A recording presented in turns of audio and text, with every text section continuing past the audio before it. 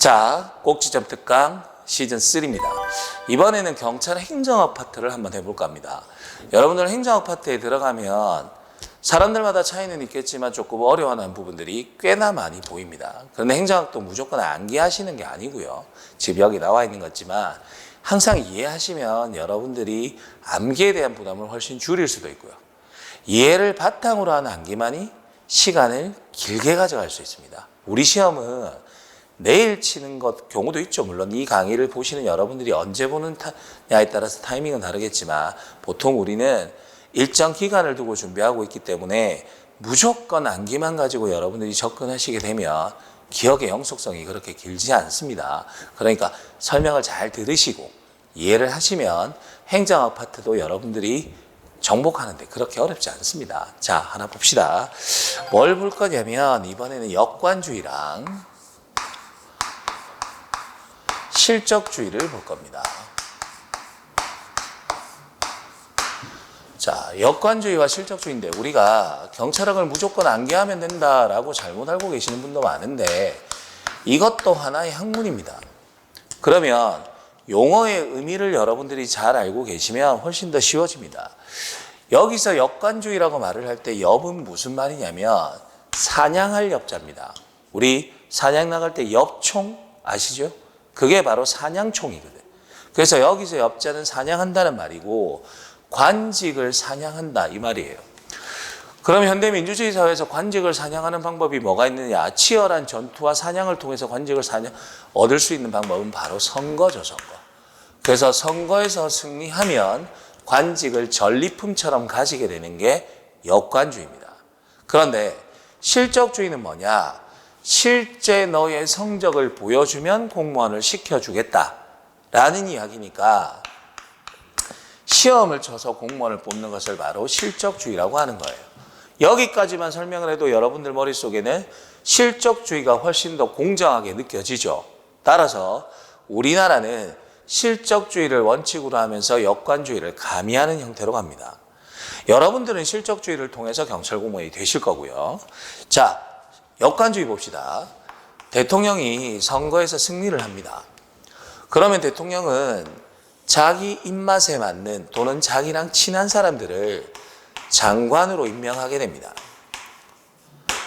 여기서 친하다의 의미는 인간적인 친한 관계, 인간적으로 친한 관계 때문에 장관을 시켜주는 것도 있겠지만 정책을 결정하고자 하는 방향이 같은 사람들, 자기와 생각이 비슷한 사람들을 장관으로 임명한다고요. 그러면 다 친한 경우에 대통령과 전쟁에서 선거에서 승리한 대통령과 친할 때만 장관이 될 수 있는 거지 반대 세력들은 장관이 되기가 힘들죠. 따라서 친한 사람들끼리만 관직을 나눠 먹는데 이걸 우리는 뭐라 그러냐면 정실인사라고 하는 거예요. 친한 사람들끼리만 관직을 나눠 가지는 거. 그다음 우리 장관들 보면 행안부 장관이 판사 출신이 오는 경우도 있고요. 행안부랑 전혀 관련이 없는 사람이 오는 경우도 있습니다. 행정의 전문성을 키우기 위해서 행안부 장관은 누가 되는 게 좋냐면 행안부에서 계속해서 공무원 생활을 했던 사람들에게 장관을 맡기는 것이 훨씬 더 전문성을 키울 수 있음에도 불구하고 사실상 현실은 그렇지 않죠. 대통령이 자기 입맛에 맞는 사람, 전혀 행안부와 관계없는 사람들도 장관을 시키는 이유는 행정은 누구나 가능하다. 행정은 누구나 가능하다. 라는 바탕을 머릿속에 깔고 있기 때문이에요. 그래서 전혀 관련 없는 사람들도 장관을 쓰기도 합니다. 그럼 이 장관은 누구 때문에 자신이 장관이라는 공직을 얻을 수 있었냐면 대통령 덕분이니까 당연히 대통령에 대해서는 충성심이 높을 수밖에 없죠. 충성심이 높아질 수밖에 없습니다. 그리고 장관은 우리가 경찰 공무원이 되면 정년이 보장되는 거지만 정년 보장 안 되죠. 대한민국 역사상 하루 만에 잘린 장관도 있고요. 20며칠 만에 잘린 장관도 있습니다. 그러면 역관주의는 이 장관에 대한 신분 보장은 이루어지지 않는다는 것이 또 하나의 특색이 되는 거죠. 신분 보장은 이루어지지 않습니다. 그러면 이 대통령은 자기 마음에 드는 사람을 장관으로 쓰려고 하는데 국민 여론이 너무 안 좋아요. 예를 들어 그러면 장관으로 쓸 수가 없습니다. 왜? 국민 여론을 거슬러서 억지로 자기 마음에 드는 사람을 장관으로 썼을 때 국민들은 다음 선거에서 그 정부를 심판해버리거든. 그래서 국민 눈치를 봐야 되는 거예요. 장관도 역시나 마찬가지입니다. 어떤 정책을 수행하려고 했더니 국민 여론이 너무 안 좋은 거예요. 이 정책에 대해서. 그러면 장관은 국민 여론을 무시하고 함부로 할 수는 없는 거죠. 따라서 대통령이건 장관이건 간에 누구의 눈치를 봐야 되는 거냐면 국민의 눈치를 봐야 되는 거고, 국민의 눈치를 본다는 이야기는 민주성이 그만큼 담보가 될 수 있다라는 이야기가 되는 것이죠.